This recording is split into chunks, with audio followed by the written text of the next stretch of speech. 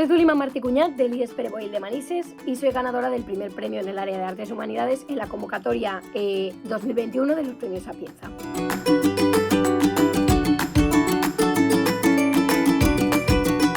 Básicamente los antecedentes de mi trabajo se llevan a querer aplicar un análisis literario clásico a obras contemporáneas, tal y como El malquerer de Rosalía en este caso.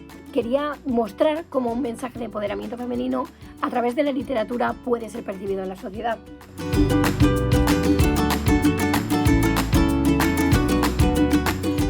Al tratarse de un trabajo académico y un trabajo de investigación, mi planificación tuvo que ser bastante extensa en el tiempo.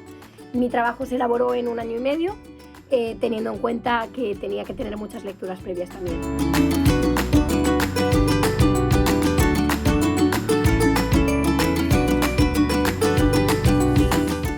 En los trabajos literarios normalmente y en los trabajos artísticos hay mucho contenido, entonces hay que tomar decisiones ejecutivas sobre lo que se va a analizar y lo que no es tan importante. Creo que para mí lo más difícil fue recortar el trabajo hasta solo quedarme con lo relevante y no la escritura, sino la investigación previa a la escritura, porque hay que tener muy claro un esquema de cómo se va a describir y a escribir esto.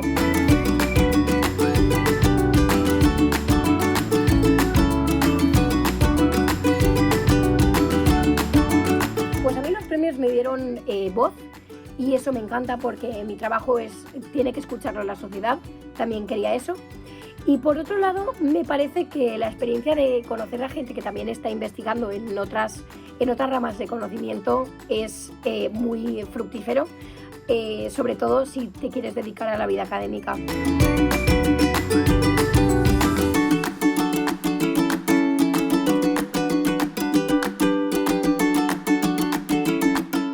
Primero, una planificación muy clara y también tener muy claro el mensaje que quieres transmitir a tu audiencia. Porque no tenemos que olvidar que los premios Sapienza lo que te dan es un escenario, un público y un panel de expertos que va a analizar tu trabajo. Entonces, recomendaría muchas ganas y compromiso.